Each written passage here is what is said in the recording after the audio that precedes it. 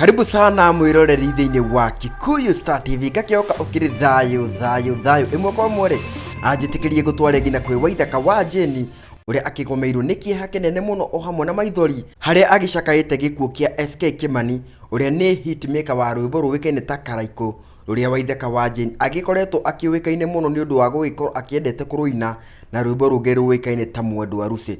Waithaka wa Jeni ri ani agikorwo akiruta ripoti yo hare page ni yake ya Facebook aikorwo agikiuga atiriri, it's a sad Saturday morning for me to inform you the demise of my dad and my mentor in music SK Kimani. R.I.P Mwendo wa Rusi ni wendete raha and many more hit song. Let's be together with the family in this sad moment.